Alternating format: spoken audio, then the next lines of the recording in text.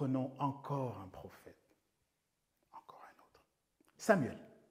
Oui, Samuel. Celui-là même qui a repéré ou un David.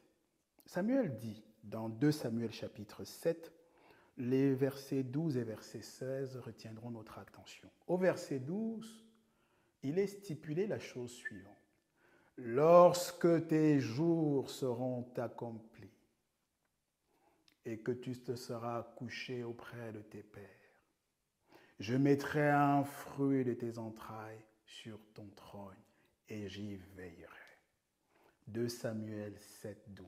Et le verset 16 de 2 Samuel 7 dit la chose suivante. Ta maison et ton règne seront assurés et ton trône sera établi à perpétuité.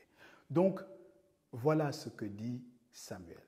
La question qui peut se poser, c'est est-ce que ce que Samuel dit s'est accompli?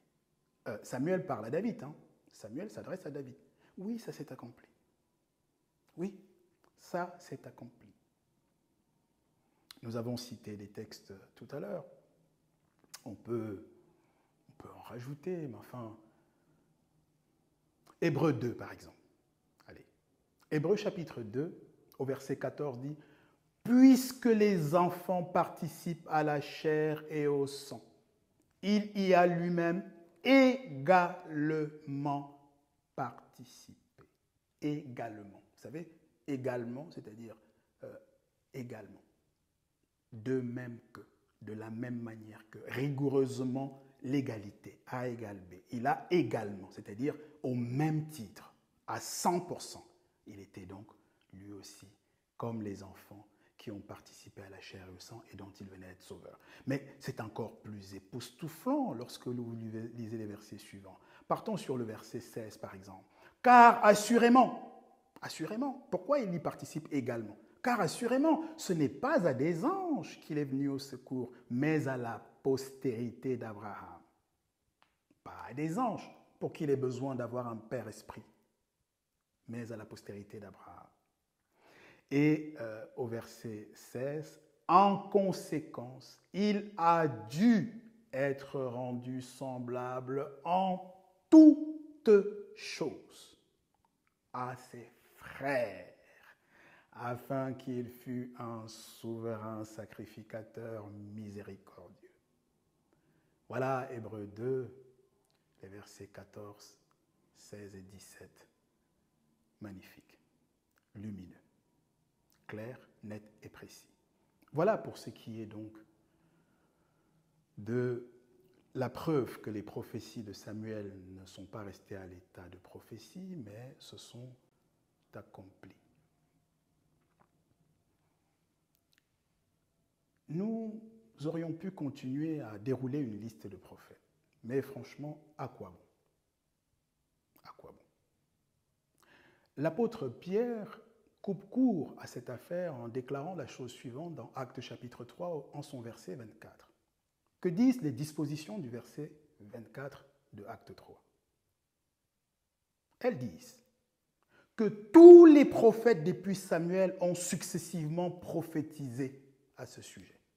Donc, ce n'est pas la peine qu'on soit exhaustif, qu'on cherche à bouquer le truc. Il était question que les prédicateurs du christianisme, dans le challenge, dans le défi qui, conformément à celui de 1 Roi, chapitre 18, verset 21, leur est lancé de trouver un prophète. Là, nous en sommes à combien? 8, 7?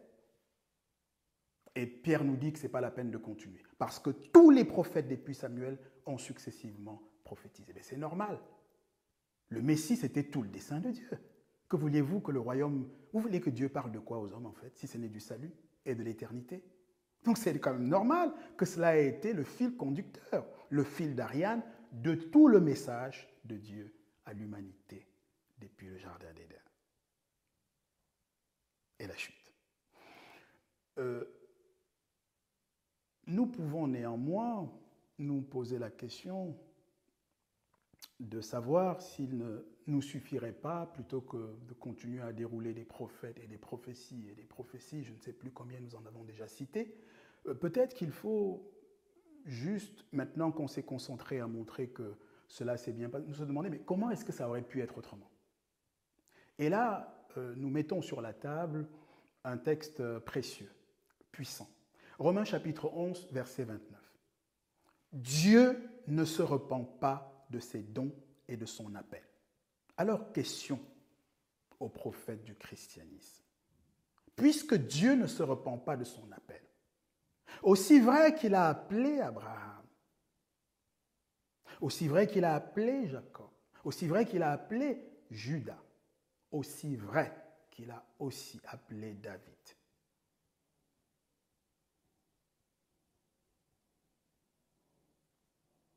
Pourquoi pensez-vous qu'il a répudié cet appel?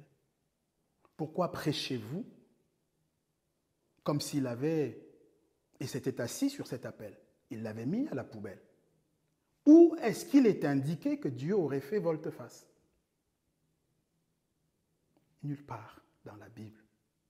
C'est quoi vos références? C'est quoi réellement vos motivations? Je m'efforce simplement, humblement, même avec un peu de fermeté, puisqu'il s'agit de dire la vérité, mais très humblement, avec une motivation saine, reconsidérez vos pas et vos prêches.